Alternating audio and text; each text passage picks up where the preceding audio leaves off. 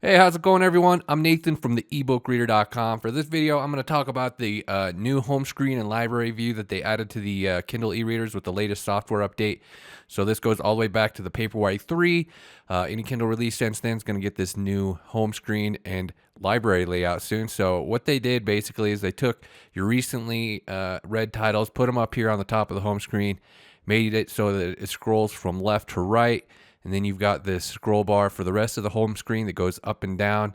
So it's really not a whole lot different from before as far as all this stuff below. It's all recommendations, all advertisements. Some people get annoyed by the advertisements.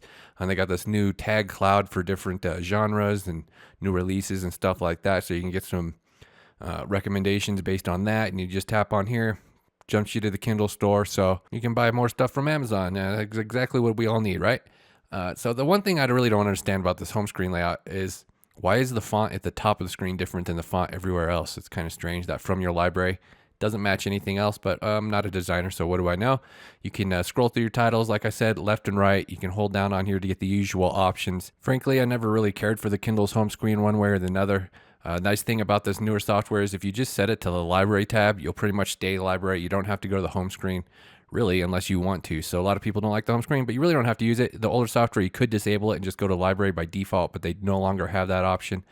So with the library view here, we have a new list view. So you have this list layout now with covers. So the previous list view didn't show the covers along with the information. Some people like this, some people don't.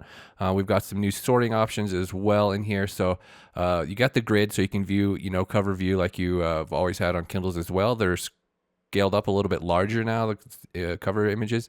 When you're scrolling through your library now, it goes down instead of pages from left to right. So if you hold on this button, it will go fast. Sometimes it doesn't always seem to work though. But yeah, you can scroll down one page at a time or use the scroll bar to jump to different locations. And we have this new collections view in here with this newer software. So the default setting won't show your collections in the regular library view. You have to use this collections view, which oddly only supports covers. It doesn't have the list view, but there is a way to view your collections in list as well. It's just not the default setting. You can also go in, add books to your collections easily enough. You could just go scroll through your list here, add books. If you had thousands of books, I imagine it'd be a nightmare. If you have a few hundred, not so bad. But yeah, you still have the sorting options in here as well when you're in your collections view, the different filtering and sorting options. But in order to see your collections in list view or in the library, you have to go into the settings menu and change something. I'll show that here in a second. But you have to get used to the new filter options here with the new software is like the main thing. So like your downloaded, read, it doesn't have like the different tabs like the old software had. So you got to go in here, hit downloaded, and that'll separate what you have downloaded from what's in the cloud. So if you just want to view what's on your device, you can select that. And you can also separate your books from collections. All right, so back to our library view here. You also have the option to group series. So like this is another option in settings. This isn't new with this software. This has actually been here for a while, but this is kind of a different thing with the like the collections. It'll automatically sort or group your series together, and then you can just jump. It also has the link to get additional books in that series as well when you're viewing the series option here. So this stuff is all available in the settings like I was talking about with the collections. So go and do settings, go to device options, advanced options, home and library. I always love Amazon settings, man. You got to go to 10 different locations to find anything. And then you go in here to collections and you can change the behavior of how collections are shown in the library. By default, it's the top option where it'll only show collections in collections view. So you might be wondering where your collections are when you first turn this thing on. But you have to use the collection view. It won't show up here either. So you'll see there's no collection sorting option with the default option, which I found confusing at first. But once you go in to show all in library, then your collections will show up in your library view as well. And then you can use list view this way because the regular collection view doesn't have lists. You can also go in here and mark your collections as favorites. So if you want to filter these out on the home screen, you can and have it only show favorite ones. So that was what the other second option in the settings menu. So again, you have the different options with collections view. It just depends on how you have it set up in the settings menu, how it's going to display on the library view.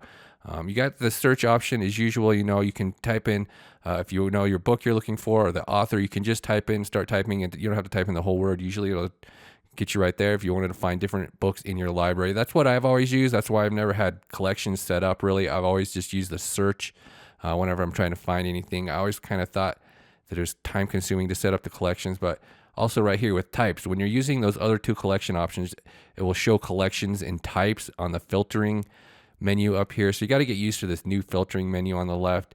And this is seems to be a sticking point for some folks because it doesn't have the same layout as it used to. It doesn't show your downloaded books by default. You have to go in and select that, and you have your different document view. You can sort by comics, so that's not really any different than before. They did add a new option on here, publication date for sorting, and you got the ascending, descending option now. So they have added a few more features for this software. They did remove a couple of things, like now there's no list view without covers. Some folks are disappointed with that, and you can't like enter page numbers or a letter to jump to a specific spot in your library now. You got to use the scroll bar, which if you have like 1,000 books, I don't know how you're going to find anything just by using the scroll bar, but luckily you can use the search bar at top. You can set things up in collections with the new layout. So that's pretty much it for changes with this update. So they started changing the user interface a while ago. Like this was added last year. The new quick settings menu, where you have access to your brightness controls by swiping down instead of having to hit the settings button. And when it comes to the ebook layout, nothing changed with this update as far as I can tell. I mean, they started changing the stuff around last year. Like they removed the back button, which I still absolutely think is asinine. So if you want to go back now, you have to use this little dialog on the bottom of the screen. You can swipe up as well, and it will keep track on this little bar right here. So if you jump to different parts of the book, it'll put a little dot there. So that's how you got to like navigate your books now instead of using the back button that they used to have on the top menu bar. That's one thing I still haven't fully adjusted to yet. But like I said, they did that a while ago. That isn't with this particular software. I was hoping that they would improve it a little bit, but they still haven't. You got to swipe up from the bottom. You can jump around with these dots, and it will give you one previous location with the back to button, but the actual back button at the top, they still haven't replaced that functionality. So you just got to get used to the new layout. I do like the new list view personally. I do think the fonts could be larger. Like on the list view here, there's a lot of wasted space, and folks that have poor eyesight are kind of struggling with this because it's smaller than it used to be. But I don't like this new home screen. It's too busy. I don't care about this word cloud. Those went out of style like 10 years ago. I have no idea why they're using this. But like I said, for the most part, you really never have to use the home screen. Once you set it to library, it'll stay in the library. Like when you exit your book, if you open your book from the home screen, it'll take you back to the home screen. So if you just open everything from the library, it'll take you back to the library. You never really have to use the home screen. So this is just a quick look at how it used to look like before this update, where they changed the library and home screen. You had your on the right here, you swiped from left to right to go through your books. So the covers are larger now, and then list view is totally reworked. They actually changed it a little bit on that one before right here on the right. It used to be closer together before one of those other updates. But yeah, so list view, now you got the covers in addition to the title and the added info. They don't have the dots though, if you know what I'm talking about, where it shows like the length of the book in representation to the other books. It doesn't have that anymore. But I mean, they have some changes for the better, some changes for the worse. This is what the old home screen used to look like. Really wasn't any different hardly at all. I mean, the whole bottom was still ads. So, I mean, the functionality really hasn't changed a whole lot. A lot of people don't like it either way, because they used to have it so you could have it turned off and you'd only go to library view if you didn't want to use the home screen. But now you do have to have it visible at some point. But like I said, you really don't have to use it. We got new filtering options with this software. That's the main thing to get used to. Is just you don't have the all and downloaded tab like you used to have. You have to select downloaded from the filter menu. But I mean, it more or less works the same. The biggest change is just to the collections view, how collections are organized, and list view now with the covers. So that's pretty much it for the new home screen and library layout on Kindle e-readers. I'm going to go ahead and wrap up this video. Check out the ebookreader.com for more info. Thank you guys for watching. Bye.